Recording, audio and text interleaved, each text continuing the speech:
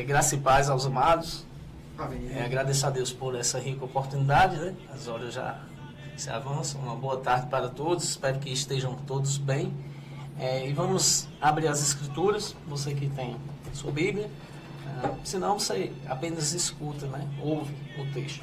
2 Coríntios, capítulo 4, versículos 6 e 7. Será esse texto que nós iremos trabalhar um pouco nessa manhã, né? E ver o que é que o Senhor tem para nos ensinar a partir desses dois textos. 2 Coríntios 4, 6 e 7, que diz assim: Porque Deus que disse, das trevas resplandecerá a luz, Ele mesmo resplandeceu em nosso coração, para iluminação do conhecimento da glória de Deus na face de Cristo. Temos, porém, este tesouro em vasos de barro, para que a excelência do poder seja de Deus e não de nós. Pai, estamos diante da Tua palavra. Senhor, que o Senhor possa, Pai, ministrar os nossos corações pelo Teu Santo Espírito, Senhor. Que a Tua palavra seja enviada aos corações e cumpra o propósito a qual Tu queiras, Pai. Que somos submissos a Ti e sabemos, Pai, que nada temos se de Ti não recebemos. Pai, fica conosco, nos dá a iluminação, Pai, da Tua palavra, para que não sejamos nós, mas pelo Teu Espírito, que nós possamos falar aos corações. Amém. Em Cristo Jesus, amém. Então, amados, diante dessa porção da palavra de Deus, é muito preciosa essa ideia de Paulo, no capítulo 4, e versículo 6 da segunda carta aos Coríntios. Paulo diz: porque Deus que disse, das trevas resplandecerá a luz. Então é uma alusão que o apóstolo faz aos princípios da criação. É uma alusão, é um paralelo, é uma comparação com o início de todas as coisas. No caso, o início do tempo, da matéria, dentro do nosso espaço físico. Paulo diz que das trevas resplandecerá a luz. Então é mais ou menos a partir daqui que nós começaremos a tratar desse assunto. O Deus que traz à existência aquilo que não existe.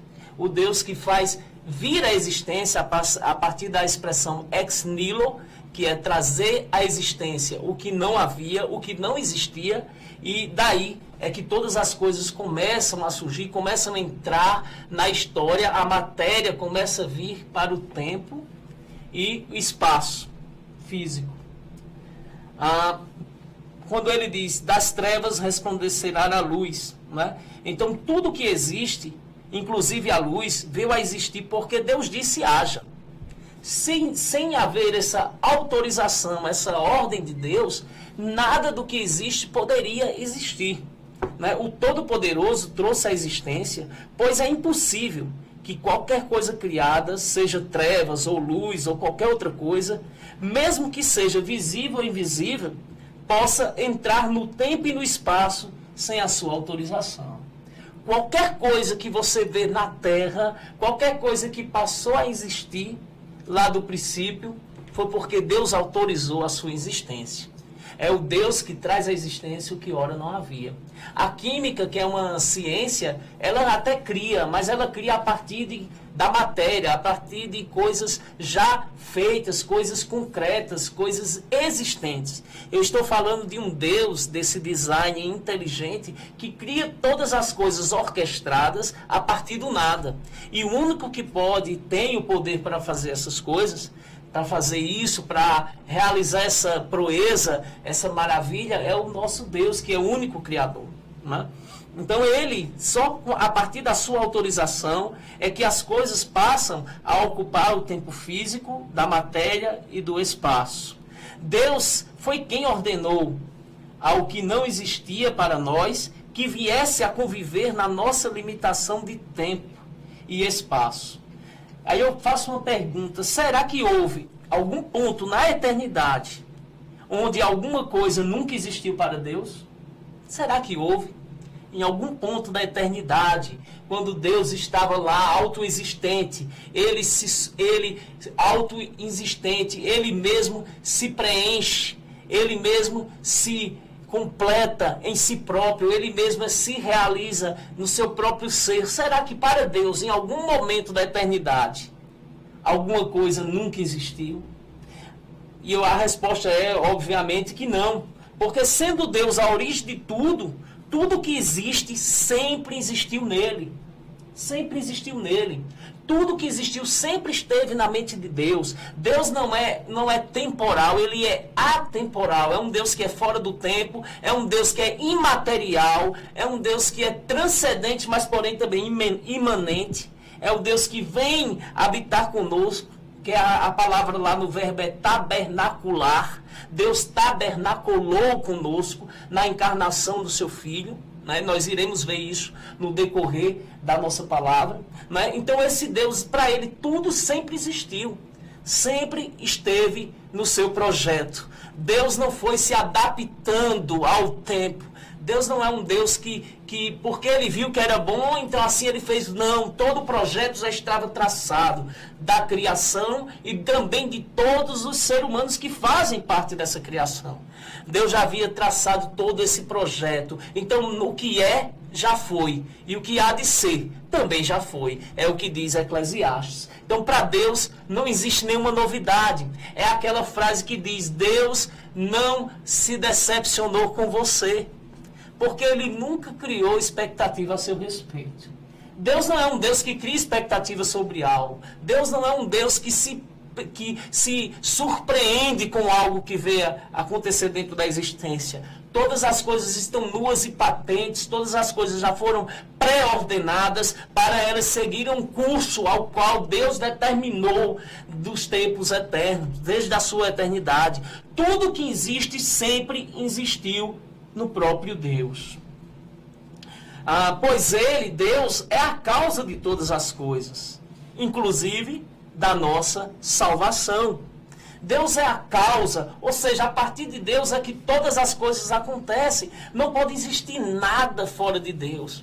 Não pode existir nada que possa subsistir fora de Deus, porque tudo subsiste nele, existe a partir dele. Sem ele, nada do que foi feito poderia ser feito, poderia ser visto, poderia ser apreciado, porque tudo parte dele. Ele é a origem, ele é a causa de todas as coisas, até mesmo da nossa salvação. E é aqui que nós iremos trabalhar nossa mensagem. Ainda estou na introdução para nós entrarmos de fato no texto a qual lemos de 2 Coríntios 4, versículo 6. Né? Então, da nossa salvação, ele também é o Senhor, ele é a origem, ele é a causa, ele é o alfa e o ômega também da nossa salvação. Não é? Porque somos criação dele, somos feituras de Deus, criados em Cristo, para as boas obras que de antemão ele preparou para que andássemos nela. Tudo já está preparado, tudo já está pronto. Não é? Não há nada de novo no céu e na terra. Não é? Não há nada de novo. Então Deus já pré-ordenou todas as coisas que caminham conforme o seu decreto eterno já determinou. Não é? Então nós vemos isso. E a partir dele que todas as coisas são geradas e que até a nossa salvação parte dele. Né? Que nascemos em trevas, inimigos de Deus por natureza, para que pela vontade do Senhor seja dito a nosso respeito, haja luz. E assim nos fazendo nascer novamente. E é aqui que nós começamos a olhar para o versículo 6.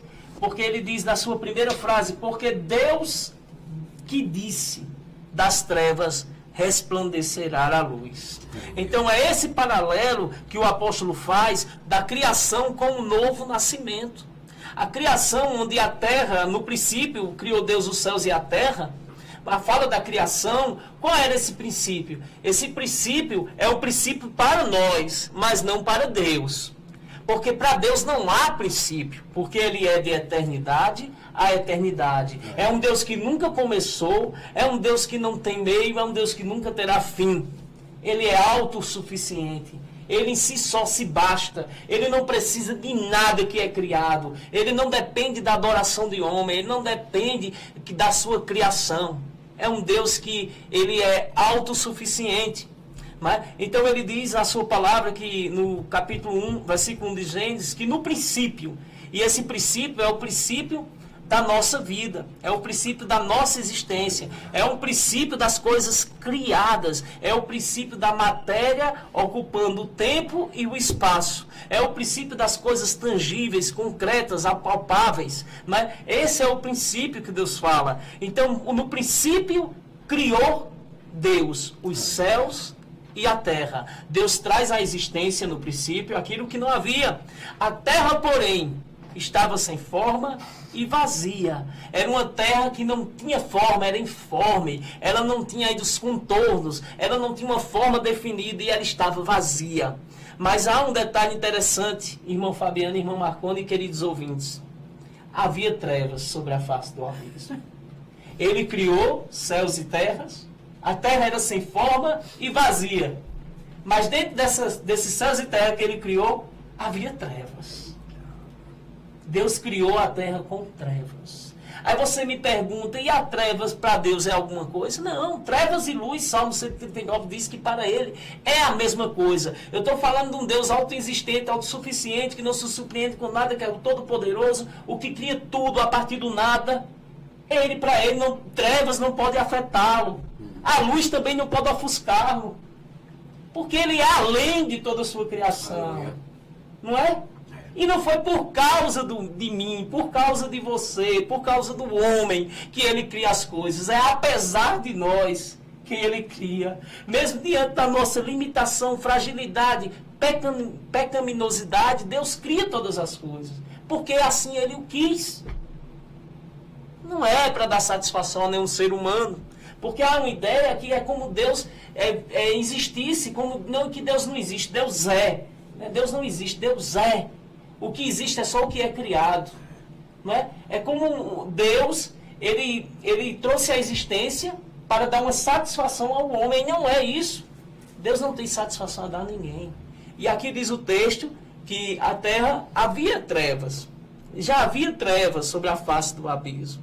No versículo 2 ele diz, e o Espírito de Deus pairava sobre as águas. E eu começo a ver como Paulo usa aqui no capítulo 4 de 2 Coríntios, versículo 6, ele diz, o Deus que disse, das trevas resplandecerá a luz, porque eu entendo, amados irmãos, que as trevas, ela só é dissipada quando há luz.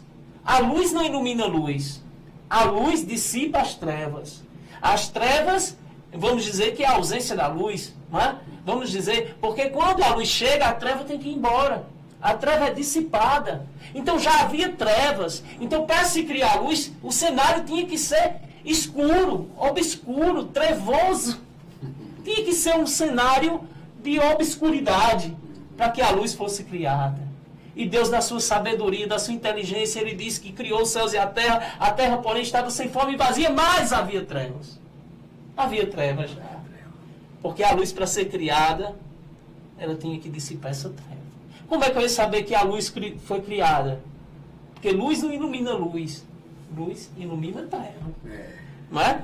Então nós começamos a ver essa peculiaridade das Escrituras. Quando Paulo ele fala no capítulo 4, versículo 6 de Coríntios, porque o Deus que disse que das trevas resplandecerá a luz, ele faz essa alusão do princípio das coisas. Porque essa é a nossa situação, essa é a verdadeira situação do homem caído, do homem em Adão, do homem adâmico. Ele vive em trevas, ele é separado de Deus, é inimigo de Deus por natureza, ele vive numa densa treva, ele não tem forma, ele é vazio.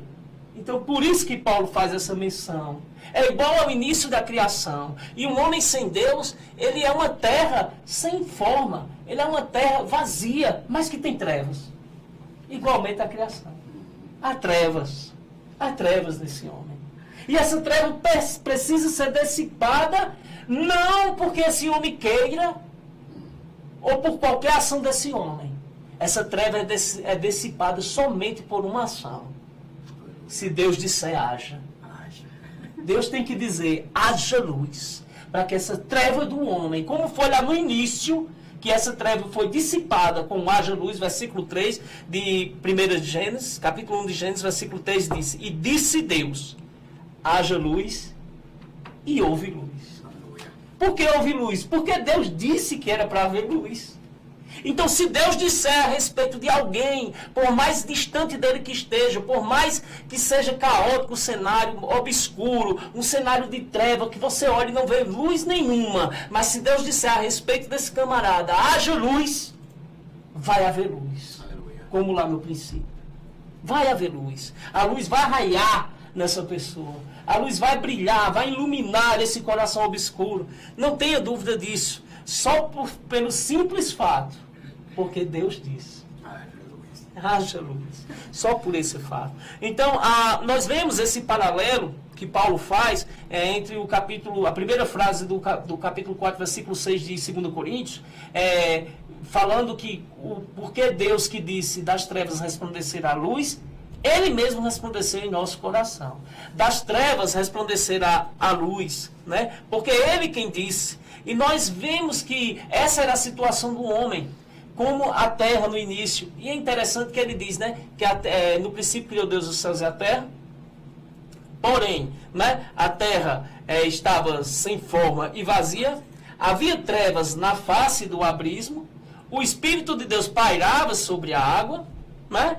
E disse Deus, haja luz, e houve luz. Essa é a situação do ser humano. O ser humano está em trevas.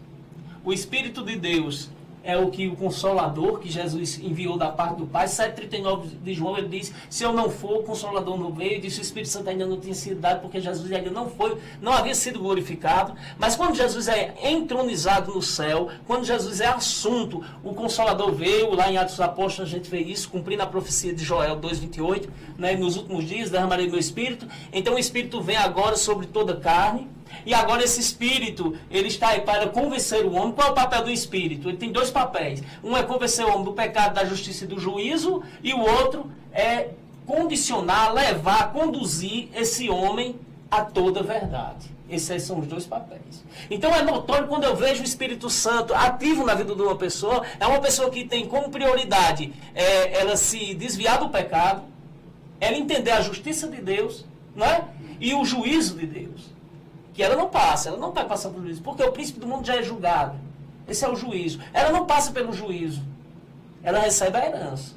Então esse é o papel do Espírito. E a segunda evidência que a pessoa tem o Espírito, esse Espírito é que ele ama a verdade, ele prioriza a verdade, ele não quer nada mais do que a verdade, porque o Espírito o leva a querer essa verdade. Então essa aqui era a ideia, né? O Espírito paira, ele está ali pronto para convencer esse homem a trevas. Agora, basta Deus se revelar a esse homem para que essa luz resplandeça em seu coração e essa treva seja dissipada. Porque é o que diz, olha, resplandecerá a luz, ele mesmo, ele quem? Deus, ele mesmo resplandeceu em nosso coração. Aleluia. É o próprio Deus que resplandece em nosso coração, porque é Deus que se manifesta a nós. Tem um texto muito bonito em Jeremias 31:3 que diz assim, o profeta diz, de longe se me deixou ver o Senhor, essa expressão, se me deixou ver, o Senhor se revelou, o Senhor se apresentou, o Senhor se tornou visível para mim, o Senhor se mostrou a mim, eu não tinha como vê-lo, de longe se me deixou ver o Senhor dizendo, com amor eterno eu te amei, por isso, com a minha graça eu te atraí. É o Deus que se revela, é o Deus que vem ao encontro do homem. Porque a religião, ela prega o seguinte, a religião prega que você tem que ir até Deus. Isso é uma falácia. O homem não vai até Deus. Vamos ver aqui um texto, só para a gente... Vamos ver João, eu quero 3 textos de João. Vamos lá, João. Eu vou ler 3 textos para a gente, para de uma vez por todas a gente entender. João 6, nós iremos ver 3 textos que falam que o homem não tem como ir a Deus. É Deus que vem ao homem. É Deus que leva o homem a Cristo. E uma vez em Cristo, esse homem volta para Deus. Porque o único mediador entre 1 Timóteo 2,5, o único mediador entre Deus e o homem, o que faz essa ponta, essa ligação, é Jesus. Deus leva o homem a Jesus, resplandece no coração desse homem morto em delitos e pecados, esse homem que está em trevas, esse homem que não tem forma, que é vazio. Deus se revela a ele, leva ele a Cristo, e Cristo leva ele de volta para o Pai. É esse elo. A vida cristã você está de Deus, você está em Cristo, caminhando para Cristo para voltar para Deus. Essa é a vida cristã. Ou seja, você caminha de Cristo, por meio de Cristo, para Cristo. Essa é a vida cristã. Por isso que você não tem como perder o percurso. Porque o que inicia a boa obra, ele há de completar até o fim. Porque a salvação, a sua manutenção dentro desse trajeto não é garantido por você. É garantido pelo autor e consumador da sua fé. É garantido por aquele que executa a sua fé. É garantido por aquele que vai lhe dando condições no meio do trajeto para caminhar. Por isso que não se perde. Vamos lá, João 6. A gente vai ler João 6. Vamos ler aqui vamos ler aqui o 36 e o 37. Porém, João 6,36. Porém, eu já vos disse que, embora me tenhas visto, não credes. 37. Todo aquele que o Pai me dá, esse virá a mim. E o que vem a mim, de modo nenhum lançarei fora. Voltando ao 37. Todo aquele que o Pai me dá, esse virá a mim. Então não tem como você ir a Cristo se o Pai não lhe levar até Cristo. Nós lemos aqui o 37. Vamos ler agora o 6,44, que diz assim: ninguém pode vir a mim se o Pai que me enviou não o trouxer. E eu o ressuscitarei no último dia. Ninguém pode vir a mim. Se você nessa tarde dizer eu fui a Cristo, eu aceitei Cristo, eu quem quis Cristo, então você não se enquadra nesse versículo. Porque o próprio Jesus disse que ninguém pode. Se você pode, então você é o cara. Você é o cara, eu quero lhe conhecer. Eu quero lhe conhecer porque você é o cara. Porque Jesus disse que ninguém pode ir a Ele se o Pai que enviou não trouxer. Você vai a Cristo, você vai ter outro texto na Bíblia, Mateus 11:28, vai dizer: vinde a mim, vós que estáis cansados e sobrecarregados. Eu vou ler. Lá há o verbo lá, vinde a mim, no imperativo, vinde, venha a mim. E você está indo, mas você está indo por conta dessa condição. Porque é o Pai quem está te levando. Você está indo com seu orgulho, achando que é você que vai, e você diz: eu estou indo, Pai. Mas atrás de você tem um outdoor em letras de neon, dizendo: você só está indo porque o Pai está lhe levando. Aleluia. Ou você aceita ou não, mas você que está indo a Cristo, que acha que vai por seus méritos, é Deus que está te levando. Então é isso. É Deus que nos leva. É Deus que nos conduz, né? E o outro texto, Fabiano, é João 6,44, né? Nós lemos agora.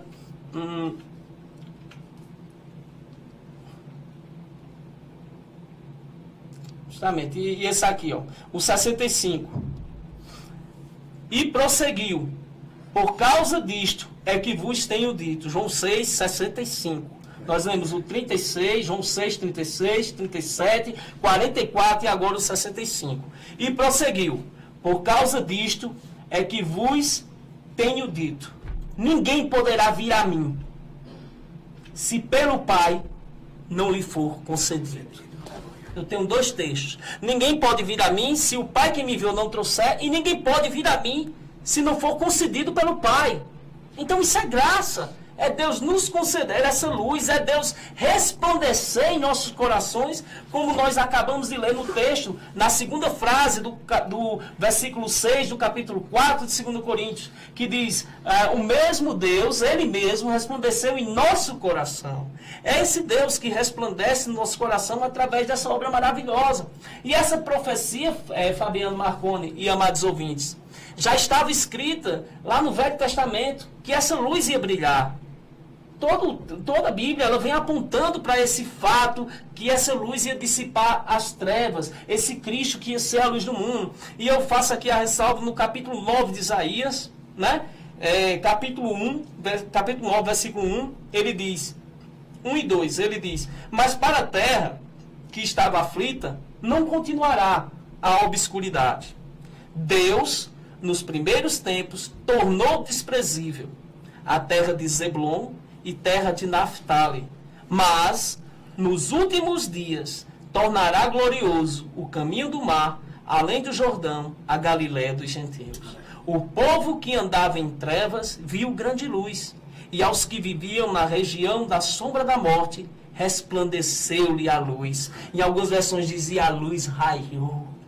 Aos que vivia na sombra da morte e nas trevas, essa luz brilhou. Essa ideia que Isaías fala no capítulo 9, versículo 1 e 2, Isaías está falando nos primeiros dias, esse caminho que se tornou desprezível, a terra de Zebulon e Naftali. Isaías está se referindo a 2 Reis 15, 29, quando ele diz que no reinado do rei Peca, que era o rei de Israel, o rei Tiglat-Pileser, né, que era o rei da Síria, dirigiu um ataque contra Israel. Ele tomou as cidades de Ijon, Abel-Bet-Macá, Janoa, Quedes, Azon, Gileade e a Galileia, e toda a terra de Naftali, levando o povo de Israel como cativo para a Síria. Então Deus, quem permitiu essa invasão à Síria, né, dos assírios, lá em 2 Reis, no capítulo 15, versículo 29, vai tratar disso aí, e a terra de Zebulon e Naftali, a Galileia do Gentio, a cidade além do Jordão, ela se tornou desprezível, se tornou uma terra saqueada, uma terra cheia de trevas, uma terra obscura, né? Mas a promessa era que, do mesmo jeito, né? A mensagem de Isaías era essa, que do mesmo jeito que o primeiro povo que foi conquistado, oprimido e humilhado, viram aquela ação, também seriam esse mesmo povo a ver a libertação e o resplendor da glória de Deus na pessoa de Cristo. E essas mesmas pessoas que iam ver o resplendor da glória de Deus na pessoa de Cristo. Porque ele vai e diz, né? Ele mesmo resplandeceu em nosso coração. Né? Ele mesmo resplandeceu em nosso coração. E essa profecia, Fabiana, ela tem o cumprimento lá em Mateus 4,16. Em Mateus 4,16... né, ele vai dizer que o povo que jazia em trevas, começa do 12, quando ele diz: ouvindo, porém, Jesus que João foi preso, ele retirou-se para Galileia, e deixando Nazaré, foi morar em Cafarnaum, situada à beira-mar, nos confins de Zebulon e Naftali. Isso é Mateus 4, 12, 13, agora o 14. Para que se cumprisse o que for dito por intermédio do profeta Isaías. Então, a profecia de 9:1-2 de Isaías, referente a 2 Reis 15, 29, ela agora se cumpre em Mateus 4, 12, 13, 14, 15 e 16. No 14 diz: para que se cumprisse o que for dito por intermédio do profeta Isaías. Terra de Zebulon, terra de Naftali, caminho do mar, além do Jordão, Galileia dos gentios. O povo que jazia em trevas viu grande luz, e aos que viviam na região e sombra da morte, resplandeceu-lhes a luz. Então nós vemos que essa luz agora brilha com a encarnação de Cristo, iniciando seu ministério numa terra que nos primeiros dias foi desprezível. Mas agora aqueles lá que viram o desprezo daquela terra, o opróbrio, a ignominia, a vergonha, agora eles veem Cristo, a luz de Deus entrando na terra, o céu beijando a terra através da encarnação, iluminando todo o homem que por ele, desde a criação, foi determinado que fosse iluminado. Né? Então diz isso a Escritura. No capítulo 12, versículo 46 de João, a palavra diz que o próprio Cristo dizendo: eu vim como a luz para o mundo, a fim de todo aquele que crê em mim não permaneça nas trevas. Então o ministério de Jesus foi esse, foi trazer luz para que aquele que crê não permaneça na treva. Mas, irmãos, tem que crer sim, você só crê porque ele te deu a fé. Ele é o autor e consumador da fé. É ele que te levou ao Filho para você crer. Ninguém pode ir ao Filho se pelo Pai não for enviado. Ninguém pode ir ao Filho. Então esse fato de crer, ele te deu a fé para crer, porque a bondade dele e a misericórdia que te conduz ao arrependimento. Está lá, Romanos 2,4. Porventura desprezais a ignominia e longanimidade de Deus, porque é a bondade de Deus que te conduz ao arrependimento. Não partiu de você, porque a salvação é um ato gracioso. A salvação é Deus vindo da sua glória, indo buscar um homem lá no calabouço, lá dentro da sua insignificância, do seu pecado, das suas trevas, fazendo resplandecer essa luz, porque ele assim o quis, porque ele disse: haja luz sobre o mundo e haja luz sobre aquela vida. É ele que vai buscar, é ele que traz esse homem à sua presença, é ele que se revela a este homem. Bendito seja Deus. Então ele diz: eu vim como luz para o mundo, a fim de todo aquele que crê em mim não permaneça nas trevas. Ele mesmo resplandeceu em nosso coração. Ele mesmo resplandeceu em coração. Como é que se dá isso? Esse resplendor, essa revelação de Deus em nosso coração. Como se dá isso? Através do novo nascimento. No Velho Testamento já era profetizado. Nós vemos em Ezequiel 36, 26, uma grande promessa que diz: dar-vos-ei um coração novo. Porei dentro de vós um espírito novo. Tirarei de vós o coração de pedra e vos darei o coração de carne. Pode olhar que é tudo relacionado a ele. Dar-vos-ei, eu porei, tirarei de vós e darei. Tudo é ele fazendo. Você só entra aqui com seu coração de pedra, porque o resto é tudo ele que faz. Tudo ele que faz. Aí ele diz que porei dentro de vós o meu espírito. Ele quem vai pôr dentro de nós o Espírito e vai fazer com que andemos nos seus estatutos para guardar assim os seus juízos e andar dentro dessa observância. Tudo ele fazendo. Tudo ele fazendo. Efésios 2:1 diz que ele vos deu vida, estando vós mortos em delitos e pecados. Nós estávamos mortos, nós estávamos sem esperança, estávamos debaixo da ira, inimigos de Deus por natureza, e ele nos deu vida. Vida. Estando nós mortos em delitos e pecados. E eu faço uma pergunta: se ele nos deu vida, então eu não tinha vida. E como é que pode agora um morto ter livre-arbítrio? Como é que agora um morto decide alguma coisa? Os mortos não têm livre-arbítrio. Ele vos deu vida. Ele resplandeceu em vosso coração. Ele quem tirou o coração de pedra. Ele quem deu o coração de carne. Ele quem pôs dentro de você o Espírito. Ele quem te conduz ao arrependimento. Ele quem te dá a fé. Ele que te mantém, porque é ele que iniciou a obra e ele que vai terminar até o dia de Cristo. Louvado seja Deus.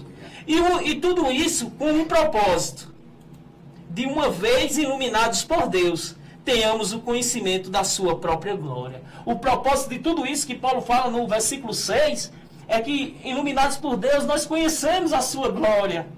Louvado seja o nome do Senhor. Para o conhecimento da glória, Ele me ilumina para que eu conheça a sua glória. E a glória dele está revelada em quem? Na pessoa de Cristo Jesus. Porque Cristo Jesus é o máximo que podemos ver de Deus.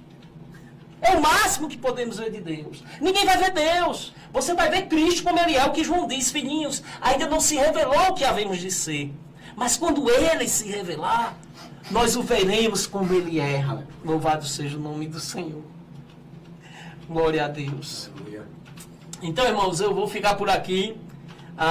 As horas, já está no final. Essa mensagem ela ficou sem a conclusão, seria necessário mais um tempo para a gente concluir a ideia do fechamento da mensagem. Ainda tem alguns pontos para tratar, que era esse propósito da vida de Deus, e só existe um em que podemos ver na sua face a glória de Deus. Então a gente ia tratar um pouco da glória de Deus na face de Cristo e ia fazer o fechamento dela com a conclusão. Mas fica para outra oportunidade, se assim Deus quiser, mas é mais ou menos isso aí. Eu peço perdão aos irmãos porque eu me estendi um pouco, então já chegou o horário, mas fica para outra oportunidade. Eu aprendi que bom é quando fica algo para depois, porque dá um gosto de quero mais. Então foi até aqui que o Senhor nos conduziu, por conta do horário. Me perdoe, Fabiano, porque eu cravei, mas a ideia ficou. E agradeço a oportunidade em nome de Cristo Jesus.